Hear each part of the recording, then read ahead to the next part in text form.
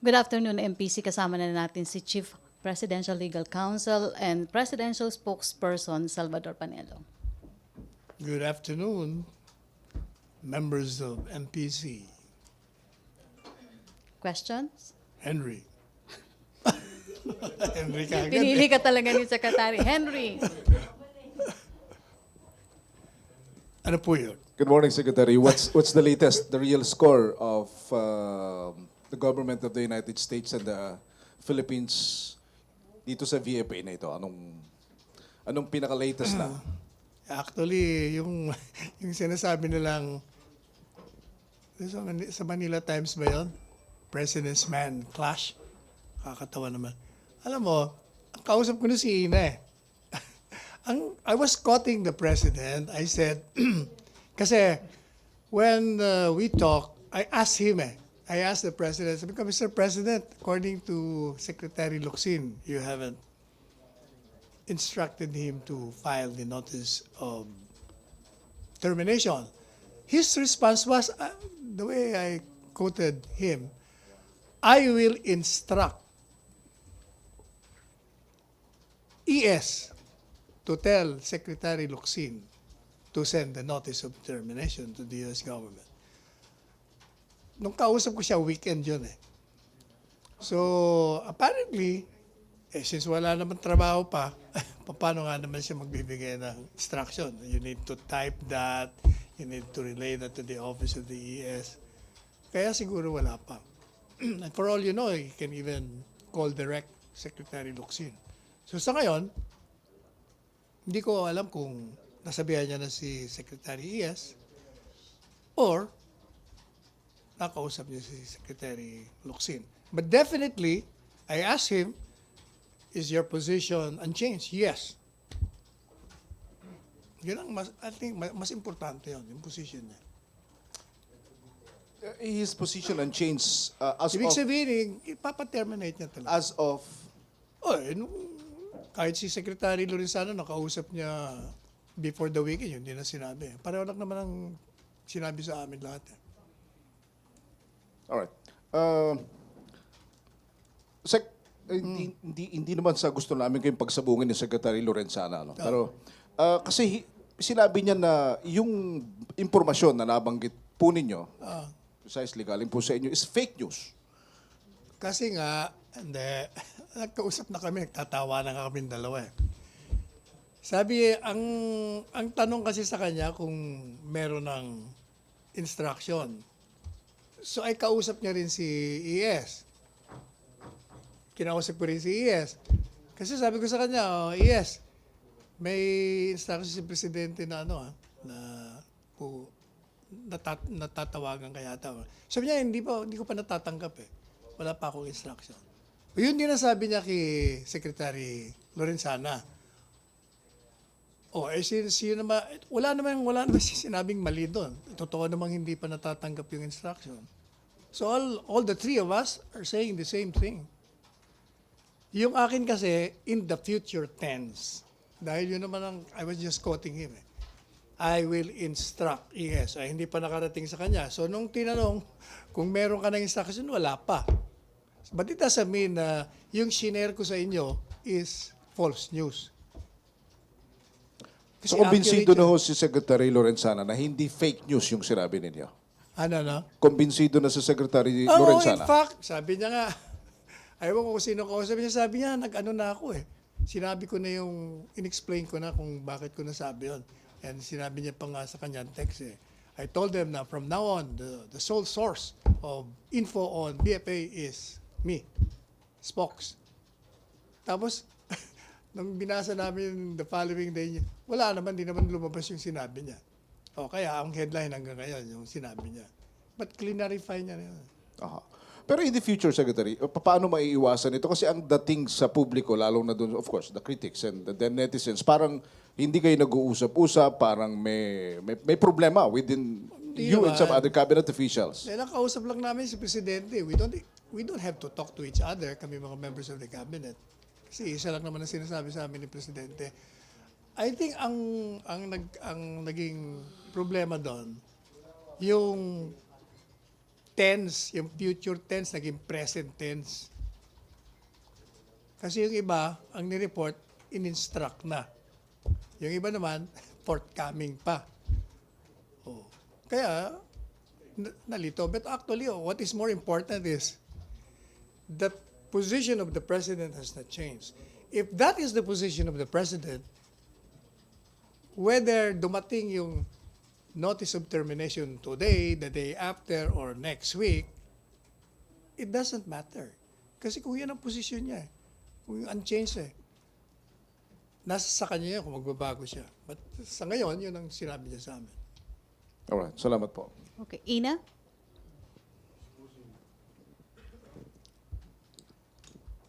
Sir, can you confirm this report from the Star, Philippine Star, that the Ambassador Romualdez will be flying in to brief the President about the impact of terminating the Hindi ko alam yun. VFA? I haven't heard of that.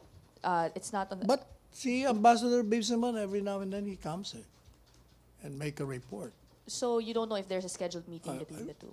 Nobody told me. Okay, the report says, sir, that yun nga, i-brief daw si Presidente on the impact of scrapping the VFA.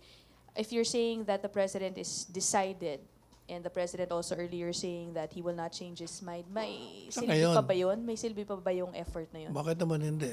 Di ba tayo, when we make a position, yan ang ating position as of this time. If circumstances change, we also change our position. So hindi natin alam. Questions? Raymond?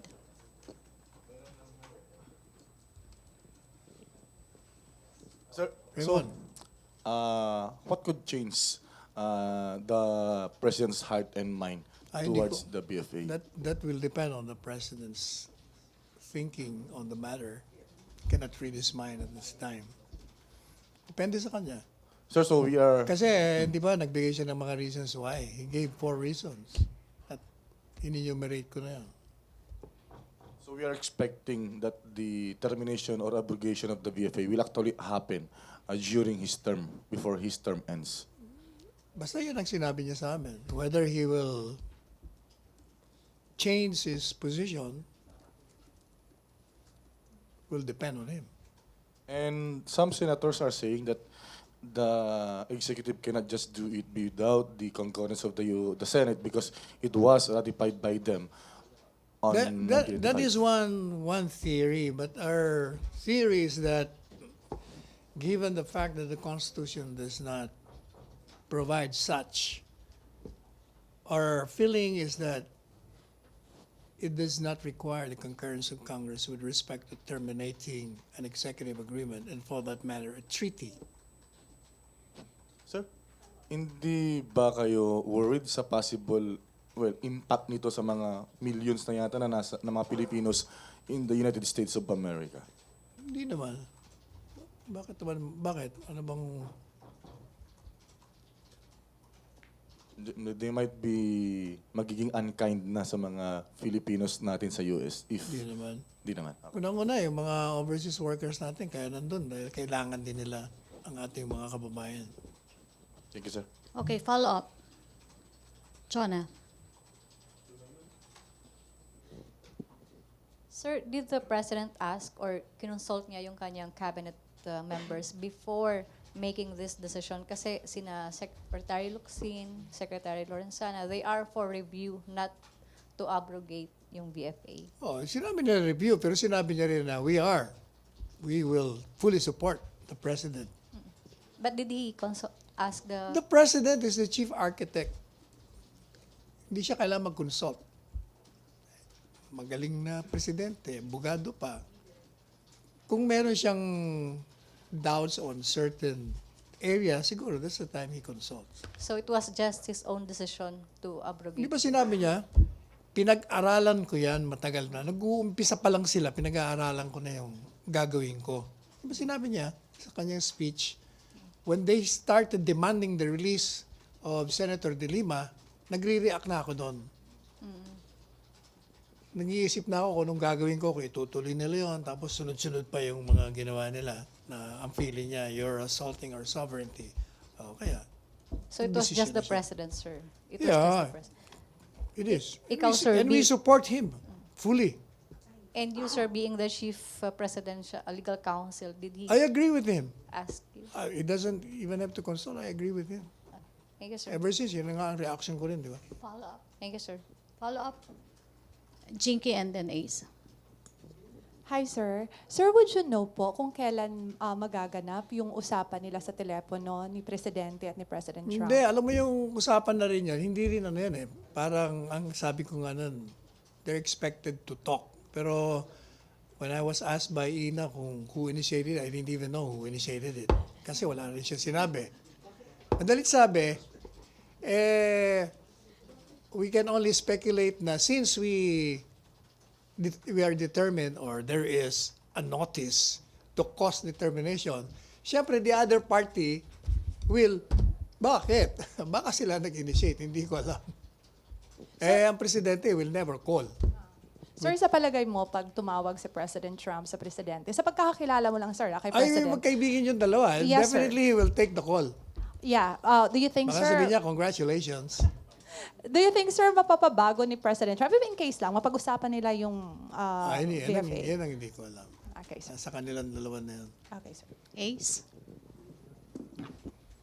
Secretary, just a clarification on the President's earlier statement. Kasi sabi nyo, hindi nyo masabi kung ano yung magpapabago nung Yeah. isip ng Presidente. Pero may sinabi siya, I'm giving you 1 month to correct yung cancellation ng visa ni Senator De La Rosa.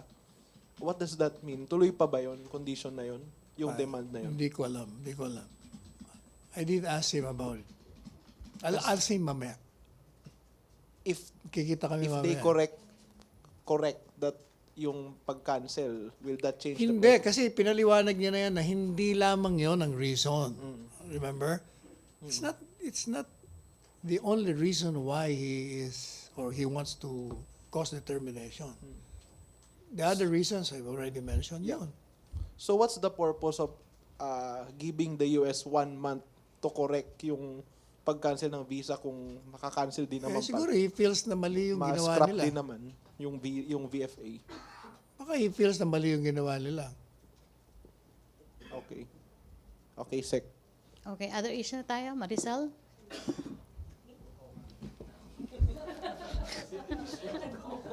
Nagulat ka pa. Sir, other issues. Sir, may we have your comment about the petition filed by, o quaranto, filed by Solgen earlier today before the Supreme Court to disenfranchise ABS-CBN? Well, as I've said, the Solgen is constitutionally bound to institute any action against any transgressors of law. And if a franchise holder is violating its franchise, then it is his duty to file a petition of quo warranto. Now, as to the plaint of a few members of Congress that such petition deprives the authority of Congress to grant franchise, I think it's very misplaced because Congress has the constitutional authority to grant a franchise. But when you file a petition for a franchise to be withdrawn, which has already been granted, it is not depriving Congress. Kasi sila nagbibigay eh. Kaya lang siya nag-file ng petition dahil may mga violation na sinasabi siya. But sir, we all know how the president feels towards ABS-CBN. So was there a communication between the president and Solgen prior to the filing of quo warranto petition? None that I know of. What I know of the president's style is, if you want to do something in relation to your job, do it. Let the law take its course. Palagi nang sinasabi niya sa lahat. Now, with respect to the, as you said, the president's feelings about ABS-CBN, you must remember that there is a basis for his expression of displeasure. What? He was a victim of fraud. And when he expresses that, that expression falls within the freedom of expression, which we cannot deprive a president of, given that all citizens are entitled to that. But it doesn't mean, nor has it anything to do with the petition filed by the Solicitor General, because that is the job of the Solgen. And if he does not do that, then he would be charged with dereliction of duty. So you're saying, sir, that the president has nothing to do Oh, nothing to with do. this? Definitely nothing to do. Moreover, let me just stress this. It's Congress that has the authority to grant or to renew, not the president. Hindi ang presidente. Kongreso ang bibigay yan. And as you know, the practice of the president, it does not interfere with the function of Congress. Sir, some of the media organizations are crying of, well, this is a clear violation of press freedom. What do you say to that, Wala sir? ngang connection yung press freedom eh. Kasi unang-una, ang Congress nga magaganap o magre-renew eh. Yan namang isa, nag-file ng petition kasi trabaho niya naman yon. So wala. May follow up? Parang ano yan eh, let me recall the incident involving the late, the former Chief Justice Sereno. Remember that when a petition for quo warranto was filed and there was an impeachment proceedings, they were also arguing that you're depriving us because we're trying to have this impeachment process. And that was brought to the Supreme Court. And the Supreme Court said, no, iba naman yung impeachment nyo, removal yon. Because, eto yung mga grounds. Eto naman, iba naman ang sinasabi rito. May authority naman ng Soldier na mag-file ng petition for quo warranto. Henry. Secretary, on ABS-CBN pa rin. May mga artista, of course, ang issue naman nila is their livelihood, their contracts. Kayo ho, may mga kaibigan ding artista. Ano ho? Ano ang masasabi ninyo doon sa mga artista naman na nakikiusap sa Pangulo, sa Malacañang, na huwag nang ituloy yung papahinto ng operasyon ng kanilang network? Mali yung kanilang mali yung kanilang pinapakiusapan. Dapat makiusap sila sa Congress na i-renew yung lisensya. Kasi kay Presidente, wala naman siyang doon. Wala siyang pakialam doon. Pangalawa, ang hukuma naman na magdi-decide doon, hindi rin siya. So palaging outside di Colombo siya doon eh. Wala siya doon eh. But I can understand the feelings of people in ABS. Natural lamang yan. Pero Secretary, may mga pronouncement din ng Pangulo mismo na siya ang nagsasabi na talagang hindi niya na palulusutin yung... Displeasure nga yun eh. He was expressing displeasure. Di ba gano'n naman si Presidente when he says, I will kill the rich billionaires. What he means is, I will kill the desire of these rich billionaires to steal money from the people. Gano'n ang style ni Presidente. Dapat we should be used to that. All right, thank you. Okay, may Like follow for up. instance, when he says, I will instruct Executive Secretary Salvador Medialdea to send the notice. Sinabi niya yung Biyernes. Weekend na. Paano niya nga naman ipapadala yun? Wala nang opisina. O ngayong Monday, siguro, magantay tayo kung either ipadala niya or he calls himself the Secretary of Foreign Affairs. Depende kay Presidente. Ace. Okay, Sec. If that's the case, sabi niyo walang kinalaman yung president dun sa Cowaranto. How would you translate yung quote na, I'll make sure you are out? Sino? Yung ABS-CBN daw po. How would you translate that quote of the president? I'll make sure you are out. Hindi ko alam kung ano yung out where. Yun yung sinabi ni Hindi niya Presidente. tinapos kung ano yung out. Out where? He was talking about the franchise and then he stated that yung I'll make sure you're out. Baka out of my grace. Out of? Out of my grace. Kung baka, budget ka na sa akin ngayon. Dati naman ng budget dati yung good siya. ABS-CBN kay Presidente. Hindi naman. Marami naman sa ABS-CBN na ano eh. So ano ibig sabihin Objective. nun?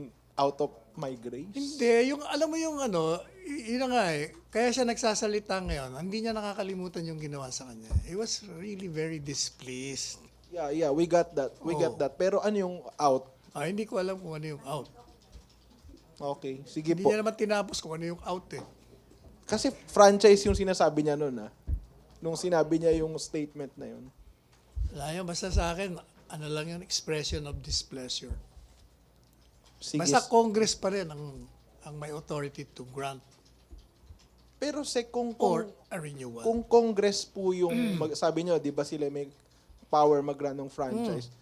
Kung ma-declare na null and void yung franchise, anong i-grant nila? Alin? Kung halimbawa, i-declare na null and void yung franchise, ano pa yung i-grant O ng bakit naman hindi? They can file a new franchise. Alam mo, nag-rule ang Supreme Court ngayon. Null and void yung franchise nyo. Hindi na muna kayo mag-operate. Then they can, kasi may violation ka, ayusin mo yung violation mo. Kung anong violation, you have to correct that. Sige, Sec. May follow-up doon? Other issue, Sandra? Microphone. Sir, one police colonel was quoted by the New York Times as saying na nag-fail yung Colonel Karamat of the PNP, saying that nag-fail ang shock and awe approach of the PNP against drugs. Ano po yung reaction? I understand that colonel made already a denial, a disclaimer of that statement. Never said that. Binago daw nila yung sinasabi niya. Di ba? Tama? Tama? He issued a statement on that already. Okay. Questions, MPC? Vance, may tanong ka? Microphone, please.